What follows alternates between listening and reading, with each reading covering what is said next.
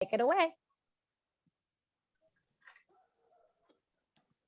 Thank you, Brittany. I certainly appreciate the introduction, and I certainly see a lot of familiar faces that have joined us this evening. And obviously, we thought by this time, from last year to now, that we would be in a different place of having more in person. We thought we were moving in the right direction, but a little bit of a detour. But we're going to be back on track, and I'm looking forward to the cases of COVID continuing to decrease around the county. We're probably looking at sometime in March that we'll be able to maybe get the Capitol reopened again. So it's been quite the haul. So I know that in many ways the Zoom meetings have been intimate and have brought us together. Gives me an opportunity to make my updates to you without shoes on. I didn't have to tell you that, but that's what, just a full transparency. We talked about comfort and getting ready. So I want to thank you for inviting me. I want to thank you for, having confidence in me to represent you. This is my, finishing my 10th year as the Assembly member, and it's been a real joy. And to be able to have these meetings and have engagement gives me a chance to hear a lot of your ideas. Many of those have sparked the bills that we have been able to move forward on, and I'm hoping that tonight will be no different. Let me also say thank you to Matt Lyons, who is your president, but he has been an amazing asset for our team over the last 10 years, and we're looking forward to closing out strong to when I'm termed out in 24. And he's just been an amazing person. He's got all the personal relationships out in the eastern part of the district, but highly respected throughout the district. So I want to thank him and his leadership, and certainly to be able to have the kind of team that I have has made it easier to do my job. As you all know, I was first elected in 2012. It was one of the largest freshman class in the history of the legislature. And as I said, with term limits, I term out in 2024. Had the opportunity to serve with many great policymakers and public servants over the years that came in my class, notably Dr. Shirley Weber, who's now the Secretary of State, and Rob Bonta, the Attorney General. But we now have David Chu, who's the city attorney in San Francisco, Ed Chow, who's in the Superior Court in Los Angeles. So I came in with a really talented group of people, and over that period of time, they've done an amazing job. But we have a number of members who are going to Congress, who are running for Congress. And so my class, as large as it was to start in 2012, is going to be a lot smaller in 24.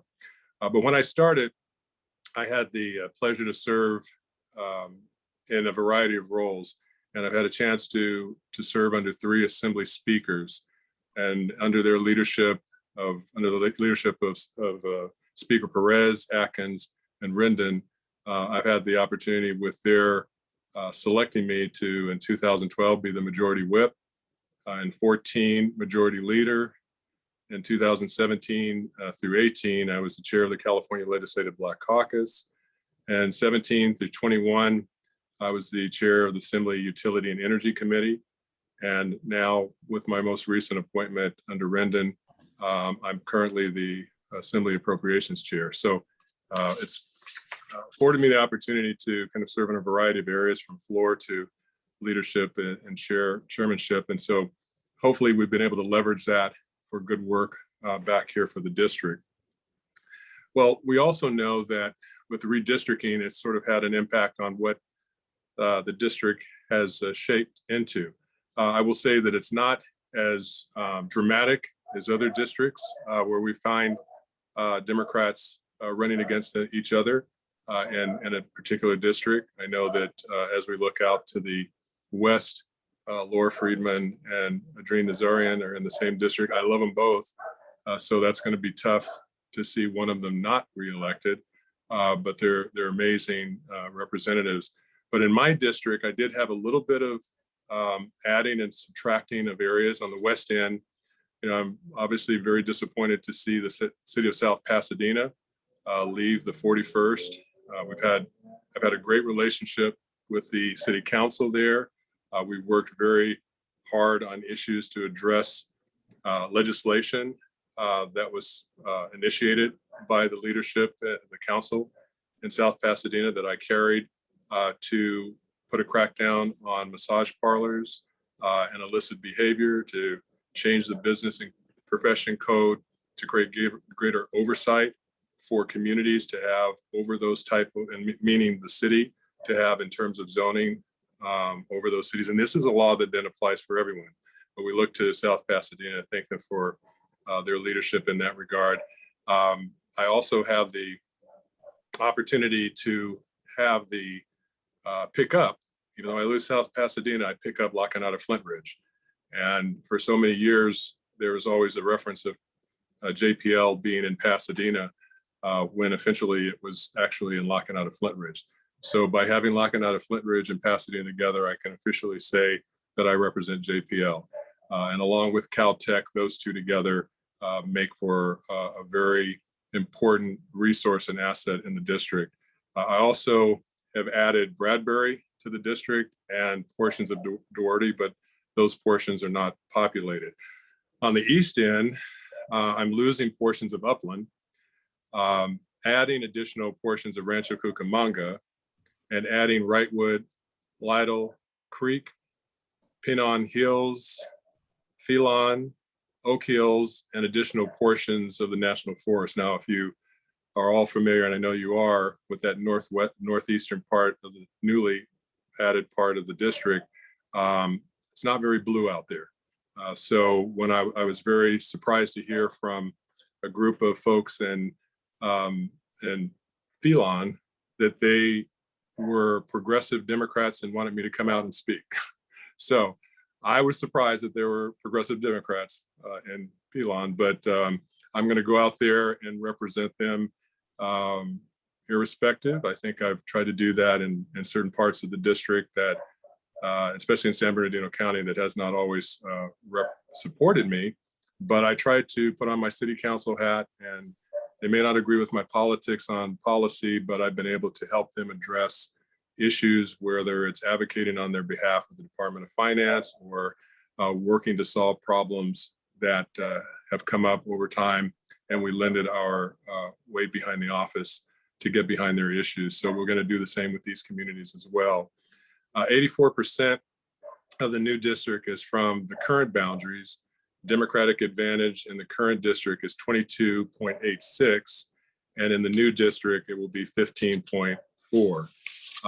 Still a very strong Democratic district, and even after I'm termed, it will be a Democratic seat for the next person to run and to occupy.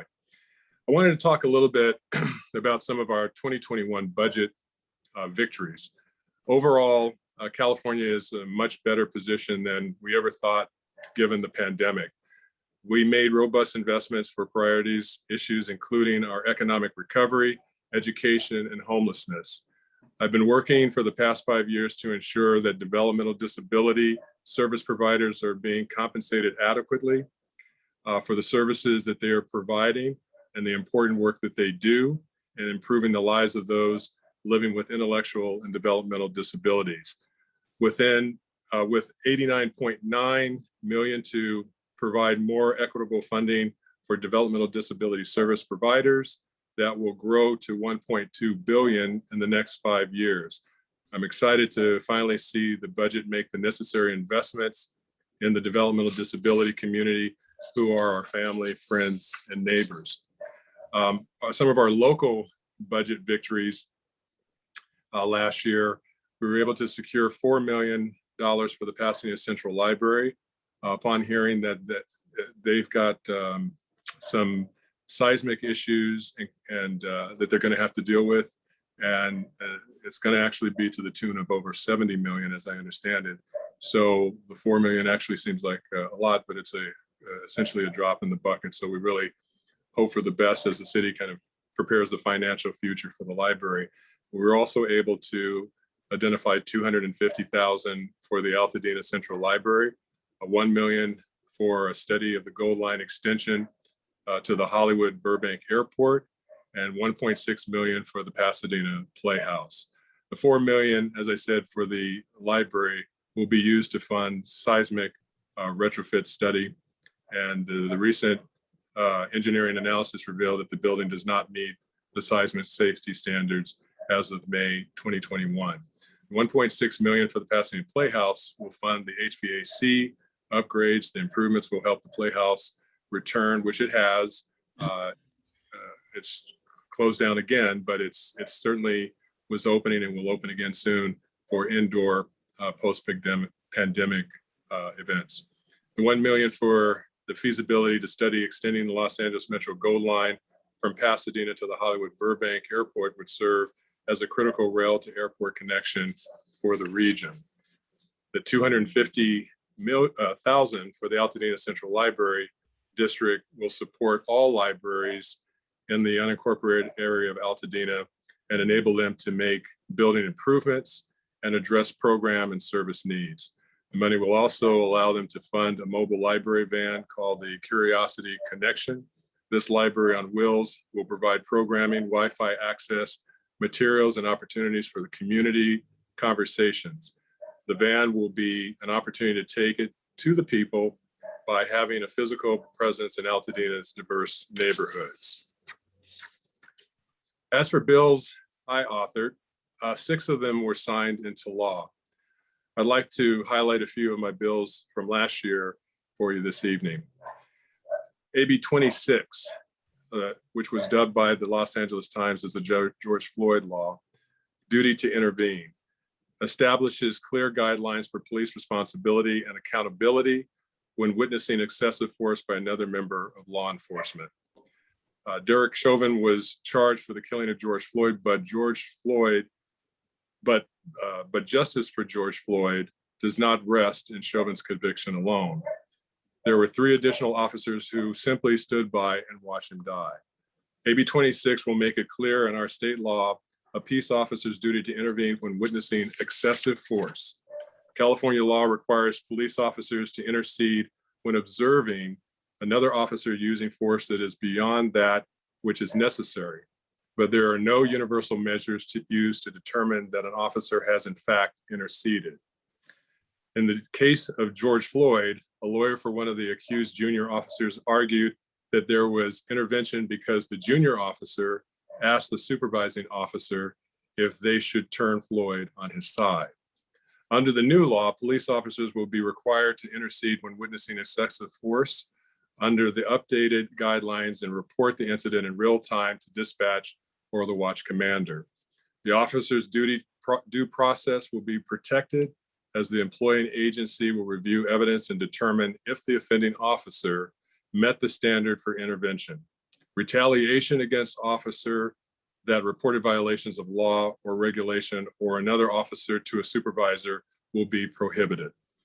The signing into law of AB 26 is a big step forward for the police responsibility and accountability.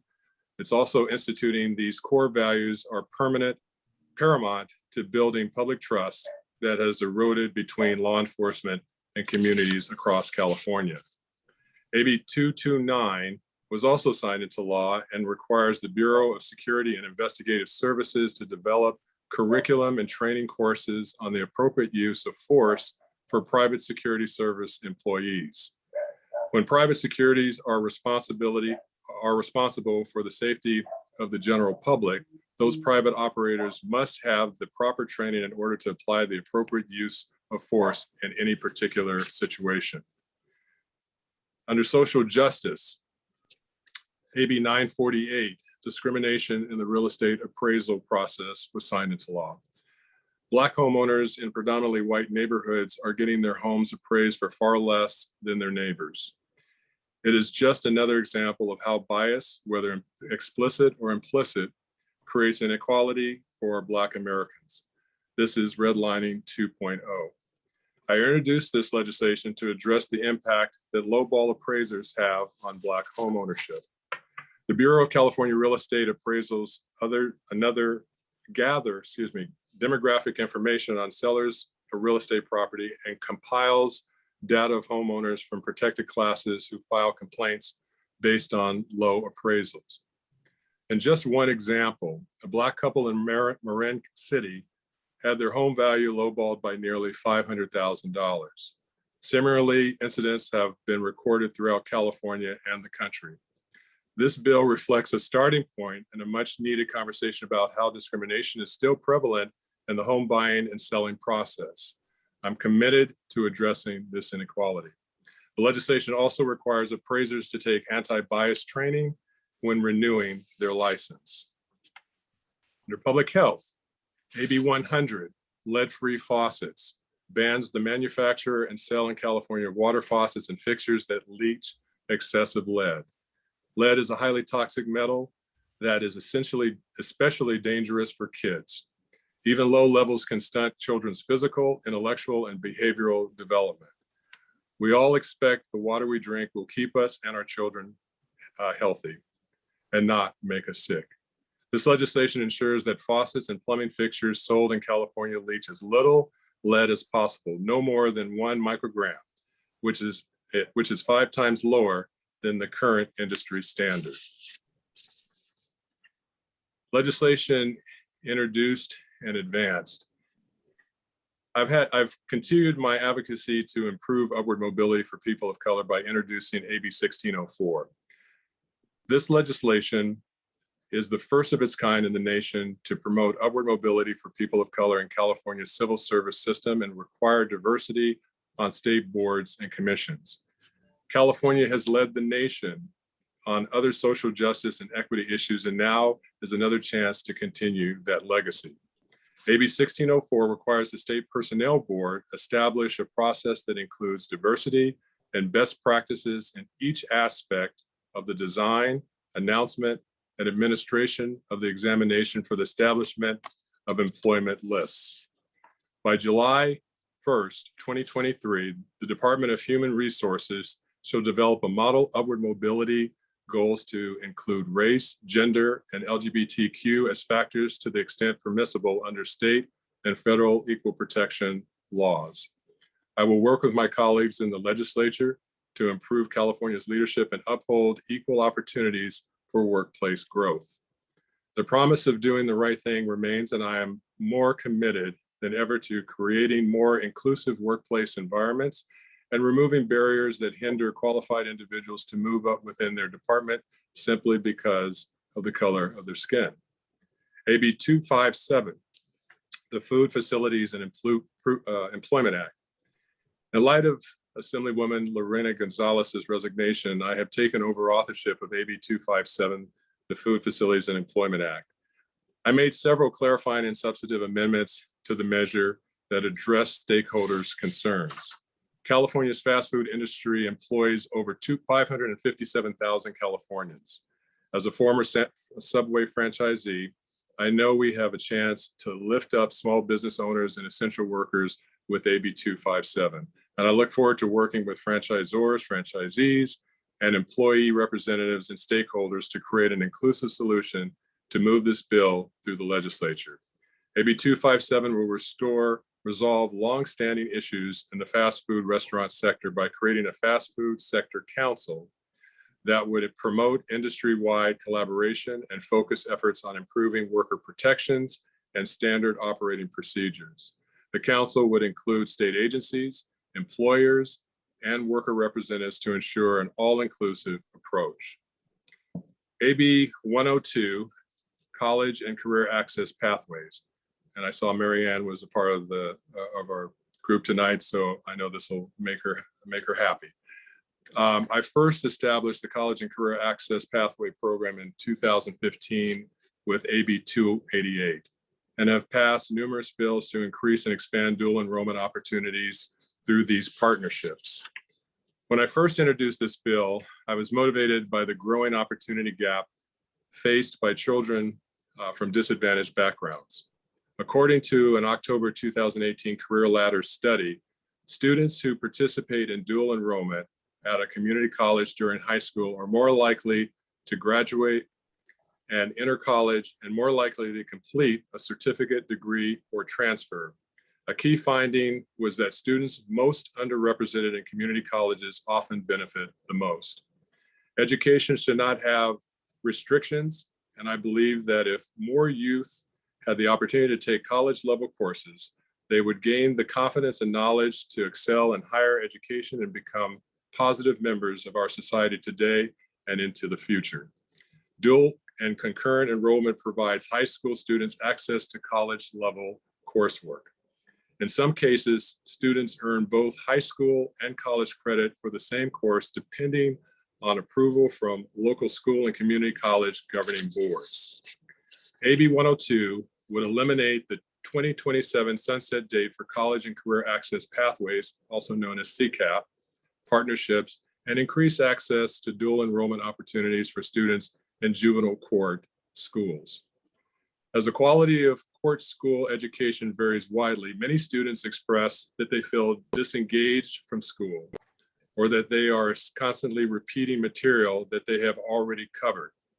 Improving educational opportunities like dual enrollment for students in juvenile hall could provide a turning point that leads to academic success and future employment. AB 1720, community care facilities. AB 1720 would create a fair chance for people with arrest and conviction records to access caregiving and other jobs governed by the Department of Social Services. We must allow the opportunity for our current generation to thrive.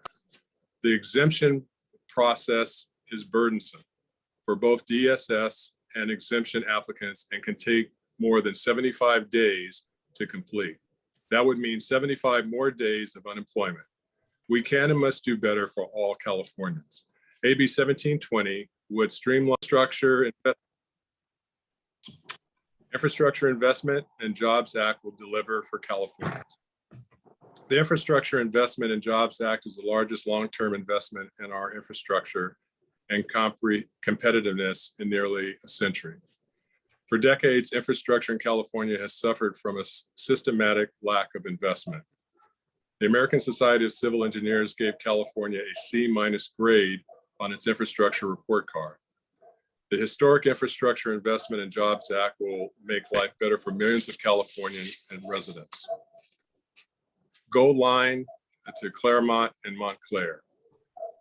The bipartisan infrastructure bill is exactly what our country needs right now to create jobs and fix our transportation and water systems. I'm optimistic that the billions that will come to California can indirectly help secure funding to extend the Gold Line to Claremont and Montclair. Extending the Gold Line remains a top priority for me and many of my colleagues in the San Gabriel Valley. The extension will connect two large counties, bringing much needed relief to one of the busiest commute corridors in the country. Unfortunately, we did not secure the funding from the 2021 state budget as there was not enough time to resolve an impasse between the legislature and the governor over high-speed rail. I did secure money for the study to connect Burbank Airport and the Gold Line, which I described earlier. And why this is so important to see this project completed and in the future, and hope we all get to see it, is the Gold Line to the Burbank Airport. Ultimately, if we can get to Montclair, we're going to get to the Ontario Airport. So if you envision two airports that would anchor from a region of multimodal connectivity using light rail, that should do wonders for getting the traffic off of the 210 in many key areas. And quite frankly, with a larger vision around this, and you look at the Orange County Airport, Long Beach, and LAX, if you think of in your mind where they're located strategically, along with Burbank and Ontario, they form a perfect rectangular area linking these three counties. And that would be an exceptional way to vision how we can have light rail be sort of a regional, multimodal solution to some of our traffic and environmental concerns. The LA County legislative members support the Gold Line, and it continues to be a priority project for LA Metro. This is reflected in Metro's $16.5 billion what they call the Golden Opportunity budget ask. that specifically lists the foothill extension of the Metro Gold Line as a top priority.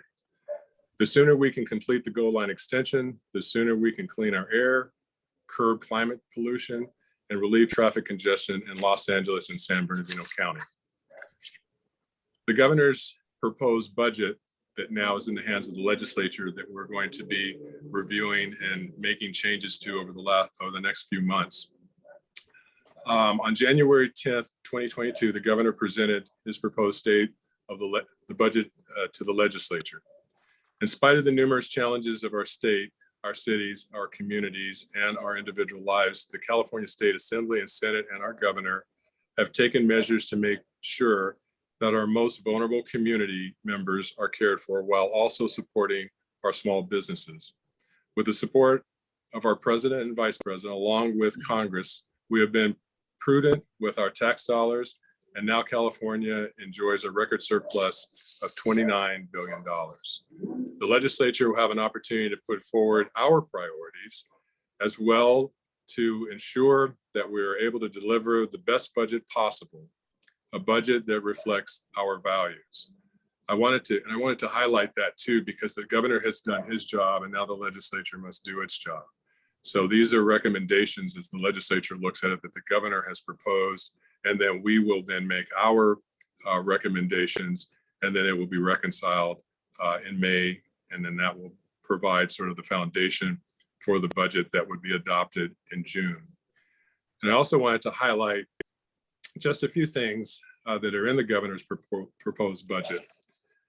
First, early action, putting the surplus to good use and helping people now. That's the goal.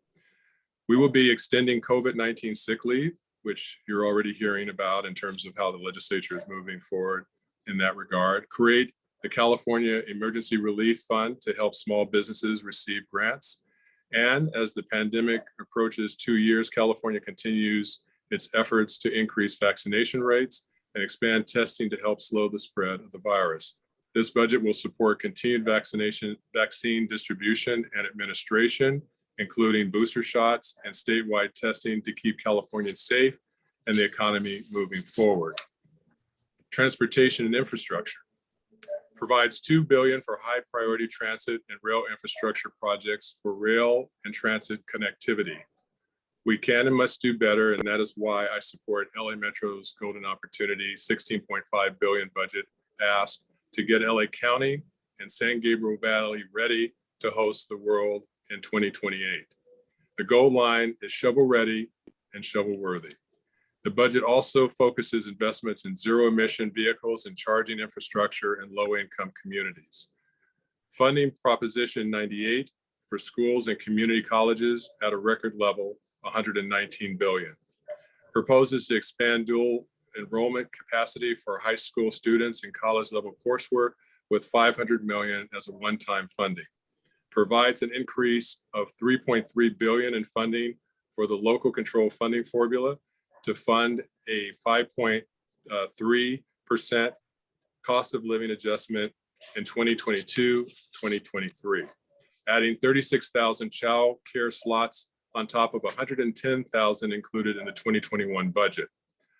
The continued goal from the 2021-22 Budget Act to serve 200,000 new children by 2025-2026. Wildfire protection, adding $1.2 billion over 2 years to continue investments in forest health and fire prevention, plus additions to firefighting budgets. Provides $482 million for resilient forests and landscapes. Invests $100 million in reforestation. Appropriates $44 million for community hardening. Allocates $400 million ongoing in general fund to improve health and wellness for CAL FIRE firefighters. And we know how important that is. It's been with fire season being year round, it puts an additional pressure on our firefighters. So we want to make sure we have resources in place to address their needs and keep them whole and healthy. Constituent services. Lastly, my district office has helped thousands of constituents this past year who have been negatively impacted by the pandemic, especially folks having issues receiving their California Employment Development department benefits or EDD benefits.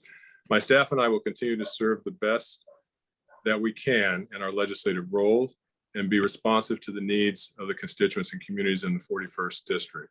Of course, if you need any assistance within the jurisdiction of the state of California, please do not hesitate to call my office. In closing, let me just say that, as always, I'm really thankful for being able to represent the 41st District, but also just all of you on the eastern part of the district, because I remember when I first came in, there was that sort of relief and exhale that you had an opportunity to have a progressive representative represent you in Sacramento. And it's been an amazing partnership. We still got 3 years to go, so we got a lot of work to do. And, as we talked about budget issues, we're also talking to and met with folks out in Claremont to start looking at things that we might be able to push for to get in the budget as well. As we have before with the locally grown power project that I think we brought $2 million in for that. So we're really excited about what this new year represents. And I'm just, again, happy to be representing some incredibly wonderful people, and all of you are just been very helpful to me being successful in the role that I play. So I thank you again. I'm happy to be here with you and to bring this update, and look forward to entertaining any questions you might have. Thank you. Thank you. Thank you very much for that. So much legislation and so much policy and discussion starting that I'm not only enthusiastic to see continue, but am proud to see come out of my district. So thank you for that. The question I want to have to start us off, and then folks who have questions, you can drop them in the chat box if you prefer that, or you can raise your hand and we'll work through it that way. But to get it started, we get this legislative update, and I would love to hear like the bird's eye view, big vision that you have for our communities or state as a whole. And then building off of that, these last handful of years have seen such a wave of grassroots advocacy. And I'm interested if you have any insight in how the community members can help bring that vision you have to fruition, right? Are there ways that people are getting involved that aren't helpful? Are there ways that we're missing? Just what would you like to see both on that vision and then the grassroots advocacy to make that vision come to reality? Well, let me just, if I could, reverse that and just say, look, with everything that we've been through with the pandemic, I think the one thing that has opened up is an opportunity to have a different level of engagement and transparency, and certainly transparency in terms of how the policy works. The committees have these meetings that are televised, but they're now, you don't have to be there in person. You don't have to just send a letter and say, here's what I said. You can actually engage by calling in and being a part of the presentation and being able to articulate what your concern is and how you support or oppose legislation. So I think that from that standpoint, creating that kind of transparency and enhancing engagement has been very good. I would say too that these updates are also important as we continue with this conversation tonight, to hear what you'd like for me to advocate on beyond what I'm proposing. I mean, I've supported some really good bills by other members in both houses last year that I think have been really game changers. And, I think it's really important that, whether it's through my office or contacting those members directly, we can assist with that.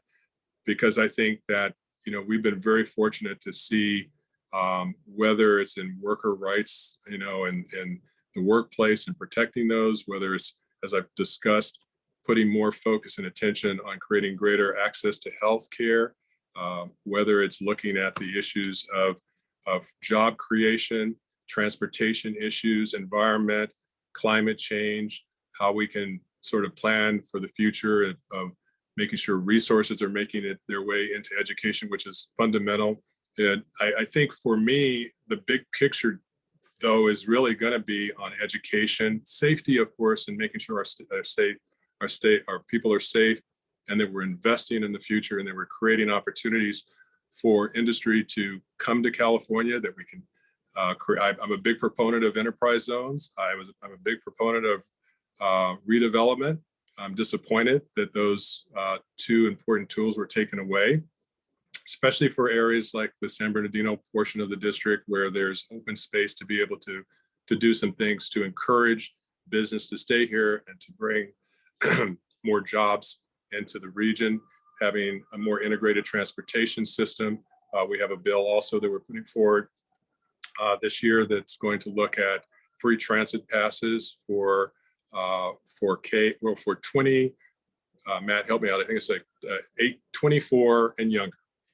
And so that's going to be important, because obviously, if the more we can get our young people out of their cars and into public transportation, it's free. And given the cost of fuel nowadays, I think that provides a good alternative. And so I think that those are kind of the big picture things that I think we're looking at.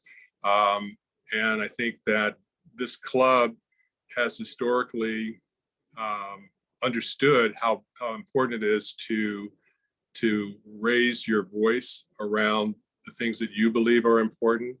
It helps me, but it also doesn't hurt for you to send letters to other members where their votes are critical. You've got me, but we may need you to reach out and show that there's broad support behind a particular initiative. Our office can help in coordinating that for you, depending on the bill or depending on what's in front of us, or even budget. So I do think that, in summary, we've got some really big issues to continue to wrestle with. I don't want to leave office after 12 years and have our funding for our students in schools keep us at the lowest end of still be at the lowest performing end of the spectrum. California is excelling in so many areas, and we just have to continue to find ways to move up and supporting the educational needs of our future and our young people. I think we've done a lot. We came out of a recession in 2007 to 2008, 9. We had to come back from that. But I think, and then you can see we're putting record numbers of dollars behind education. But I'm a product of pre-Prop 13, and public schools had Tracy, I think you're on, had resources that we had. I could have learned to play a trumpet, an instrument, after school program. I tried it, but I couldn't get the air to go through the thing, so it didn't work. But it was available to me. I learned how to play basketball as a sixth grader on an elementary campus after school. Led to developing into it and being able to get a college scholarship playing it. The education I got in the classroom, the vocational education that was available on the campus, those are things that we want to try to figure out. And dual enrollment is one of the approaches I think that we can continue to exploit to give us back some of that. But I just want us to figure out that fix that's going to take us to a place where our young people are getting the kind of educational opportunity where they are not falling between the achievement gap, that they are excelling, and that we're targeting our resources to those who most need it. Because at the end of the day, they'll be better prepared to enter the workforce. They'll be better prepared to compete for good paying jobs. They'll have, the opportunity to excel. And I think that's what it's all about. And, so for me, I want to end after 12 years, not being in the same place where our kids ranked at the bottom as it was when I joined. And that's out of a cumulative effort for all of us. But, so that's my goal. Great. And there's a Senate bill about more equitable funding to be enrollment based right now, right? SB 830. So we can all write that down. And we actually had a question if there was one bill, if you could tell everyone in this meeting right now to make phone calls tomorrow about this thing, what would that be? Is there something that's at a particular tipping point, something that is of particular value to you? But what's the thing that you would want us most to take action on tomorrow? Well, I know all my bills. I don't know all the bills yet because they have not all been introduced just yet. So there are probably some real good ones out there yet to make their way across the desk.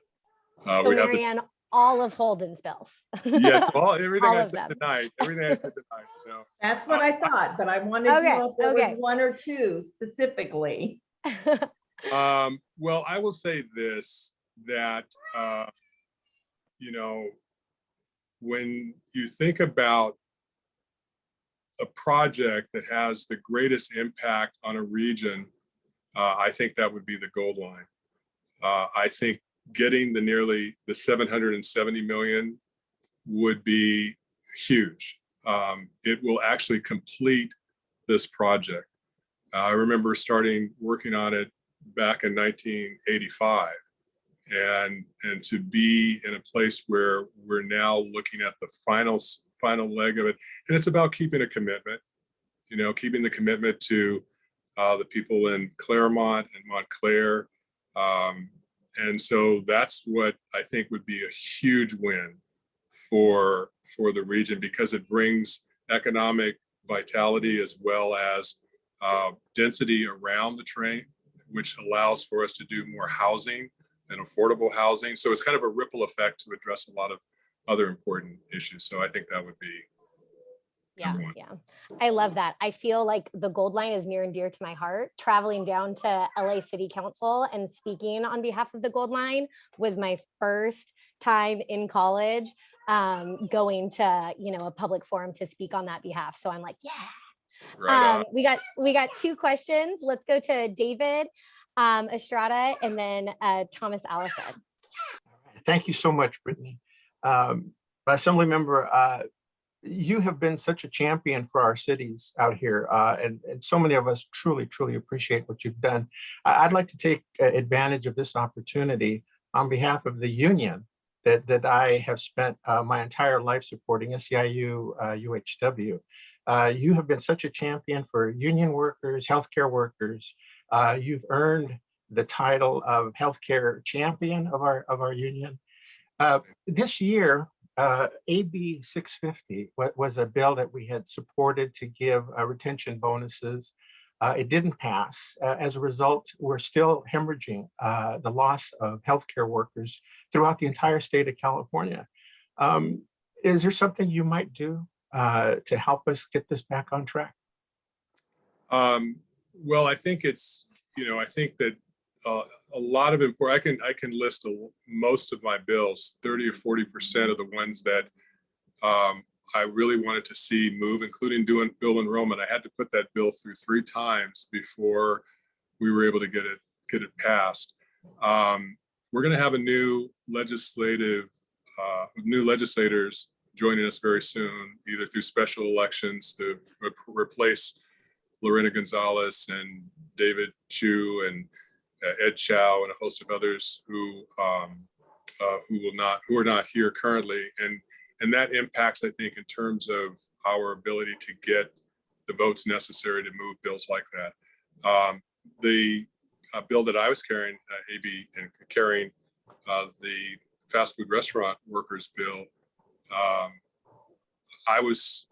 thought we would have been able to do a little bit better than 41. I'll take 41 as opposed to 40, right? But I recognize that there are issues that some members have that you have to really take a little bit more time and try to massage. We're not as bad as the Senate in Washington, but we do have members who are very concerned about elements of different bills that require us to go a little deeper. But I think once we get a few more members in, and just keep in mind, just so, and I'll make it very quick, on 257, it was a bill that it came up short. It had 38 votes last year. 3 members left the assembly. So that means we were starting now at 35.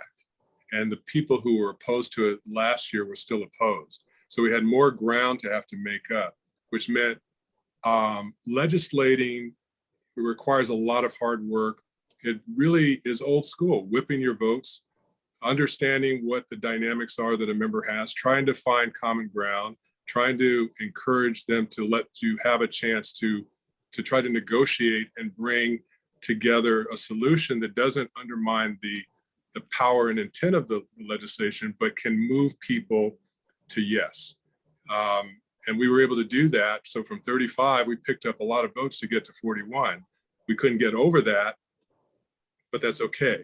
It moves to the Senate and you continue the process. And so a lot of this is hard work. And, you know, David, I think that the point that I guess I wanted to make in addressing your question is that we just have to come back recommitted and be prepared to try to find ways of engaging and conversing with members to see if there's any ways that we can kind of address some of their concerns that might get us there.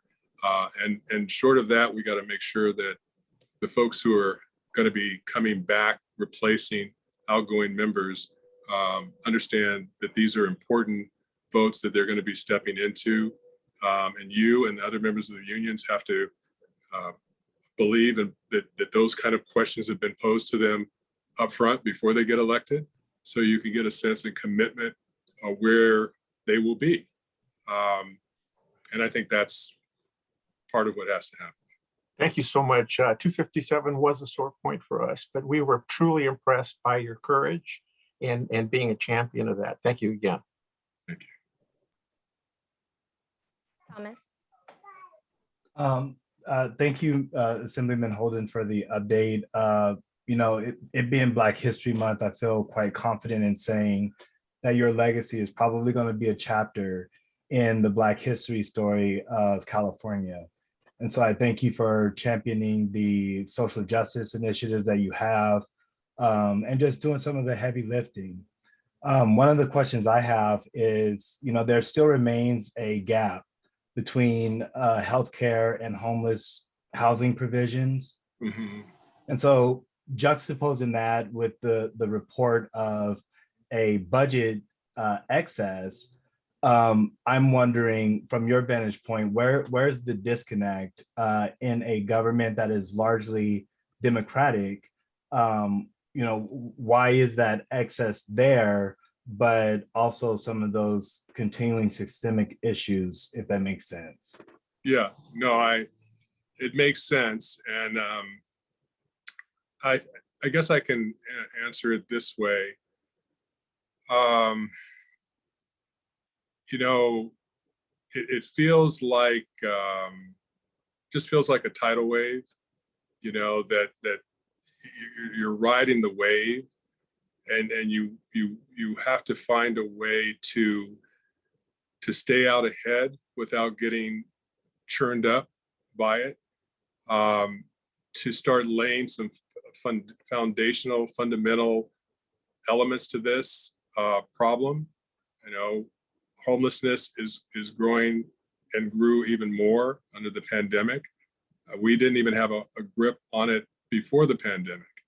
And as you can see, the 89 billion that we had in reserve last year, coming a lot from the federal government and support that we got, was dedicated to various areas of health and making sure that PPE equipments were made available, that were reaching out and addressing the needs of the homeless in a temporary fashion to make sure that they had a place.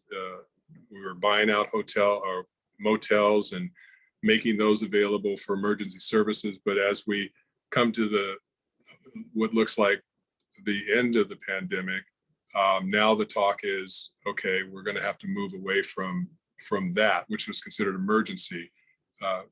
And so we're just keep putting Band-Aids on top of the problem.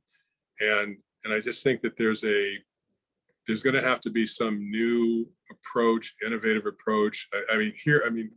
Living in Pasadena, and you know, so many different nonprofit organizations that are working with the homeless community every day.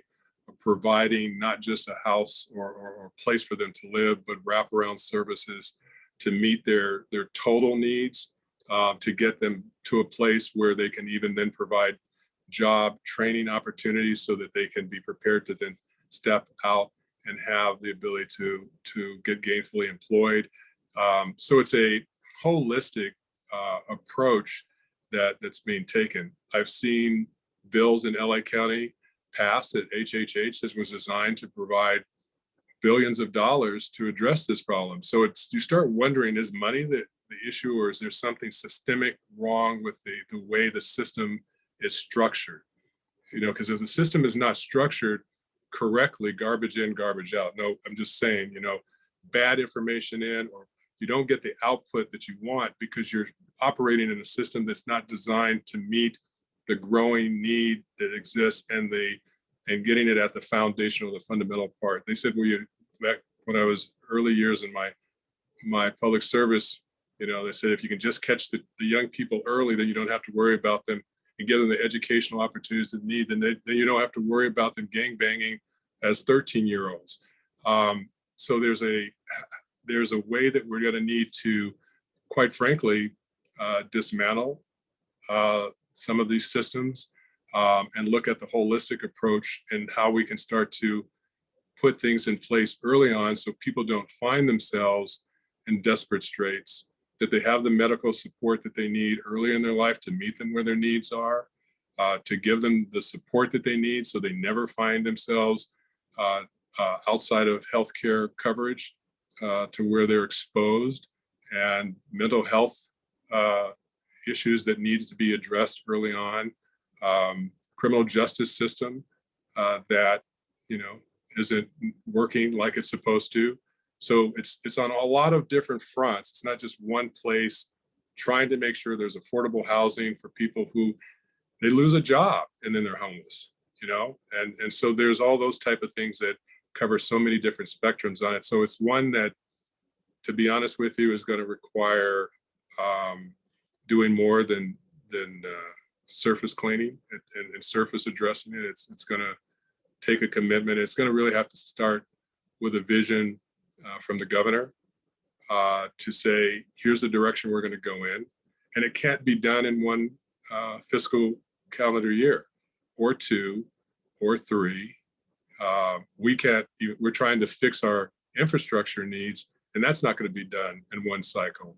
So you're probably looking at a comprehensive plan that's looking at 10, 15, 20 years.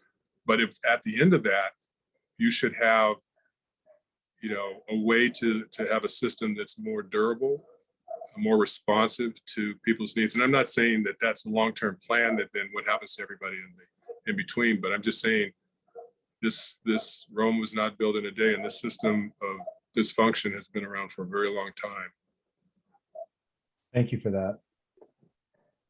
Yeah, and it just seems so hard for either legislators or constituency support to have that vision and to see it through. So I could imagine that being quite a challenge to try to overcome.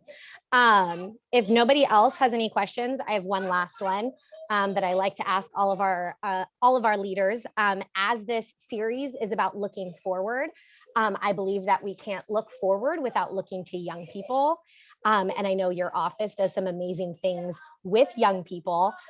So I wonder two things. If you could share a little bit about what lessons you learn from the young people that you work with, and what lesson you hope to impart on them as well.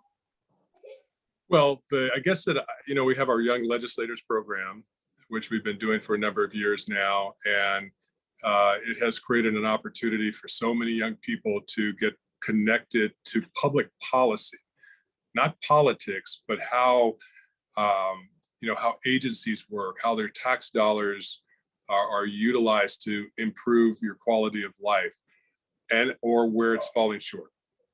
And so they've had an opportunity to sit in for each class has an opportunity to sit in and hear from agencies, whether it's water districts, whether it's airport, whether it's Caltech, and talking about seismic issues and funding to early warning for earthquake systems around the state. So they're learning about the policies and they're learning about how that translates into funding priorities. You have choices on how these dollars are going to be spent. What do you choose to spend them on? And how do you start to prioritize? And I hopefully, and what I've gathered and learned from them is that it seems like in many cases, these young people come together because they're coming in from schools throughout the entire district. And what I think is so noteworthy is at the end, and they don't know each other.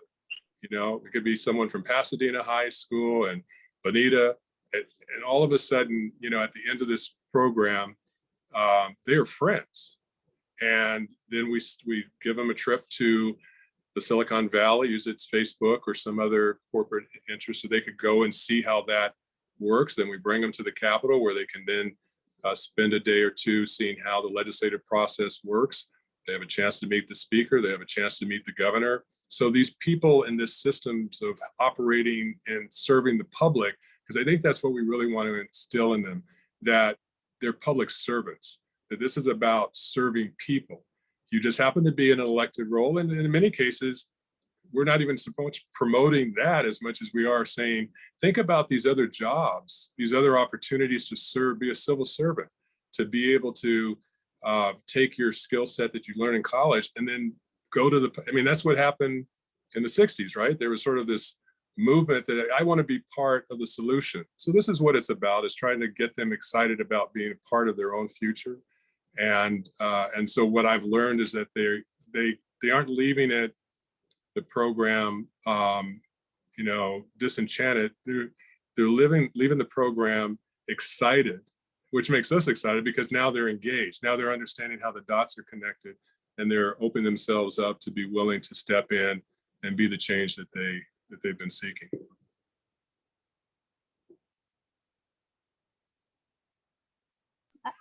I love it. I love it.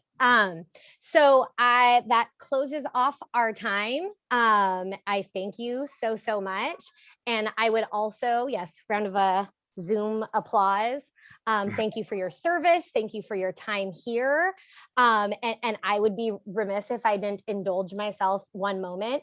Thank you for awarding me and my husband the 2020 Nonprofit of the Year Award. Because of COVID, we weren't able to thank you in person, but it is like exciting to see your face and be able to tell you what an honor and encouragement that was to us and to our organization and to the movement that we hope to support you and work alongside your efforts in.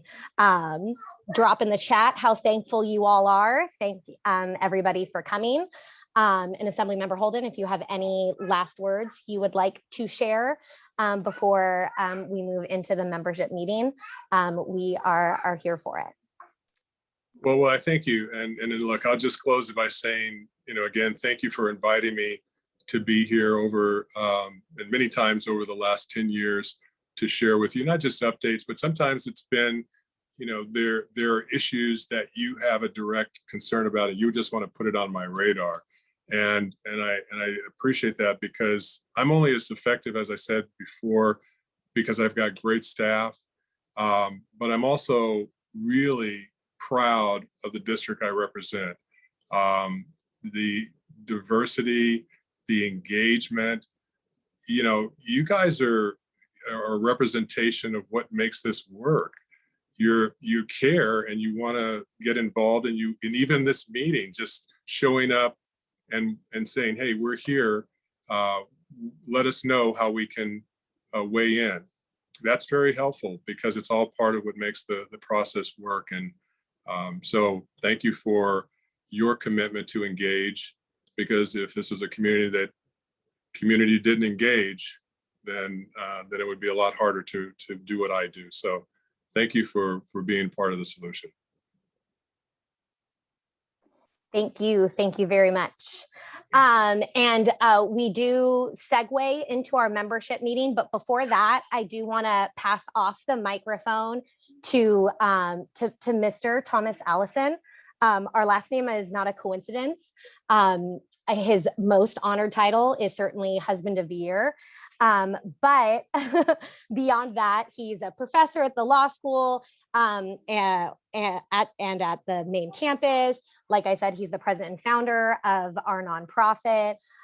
He's a director of operations. He is a man of many hats. And because of that, he is going to be facilitating a discussion at our community roundtable. Folks who have been around, you've heard me talk about it before. Many of you have attended. Tomorrow, we will be lucky enough to be joined by Thomas to share a little bit of his expertise. And so he's going to give us a little preview of what that's going to be about. Yeah, thank you. So as Assemblymember Holden talked about, we're getting into policy, not politics. And so we're going to be talking about building bridges, but not in the abstract way. We're going to be talking about the actual nuts and bolts of how we apply some theories in public administration to actually make things work, to make change, right? So nerd out a little bit. Collaborative governance is a beautiful theory that talks about how you bring together various resources. Bounded rationality is a theory that talks about, you're only as good as the world that you see in front of you. And then collaborative governance is another theory by Ennis and Bohr that talks about how with the right process, you can overcome some of that bounded rationality in order to make real change. And so we're going to be walking through, I'm going to do a brief explanation of the theory, and then we'll walk through an exercise using actually what is the model of my dissertation, how we actually go from framing issues to identifying the target audience, to identifying the resources, organizing those resources, and then putting those resources to work in a collaborative way to have and achieve some sort of social outcome. So I think it's going to be an exciting discussion. I hope it's going to be an exciting discussion, but it's going to be practical, it's going to be pragmatic, and we're going to walk through it together and actually talk about building bridges in a realistic sense, as opposed to the abstract, more theoretical sense. So join us tomorrow at noon at the BUSD boardroom. It's going to be a good discussion. Yes, thank you very much. There's a growing cross section of community leaders and organizations. So you joining that roundtable is the only way to make that change as effective as it can be. So with that, I'm going to actually pass it off to Isabel, who's going to start off our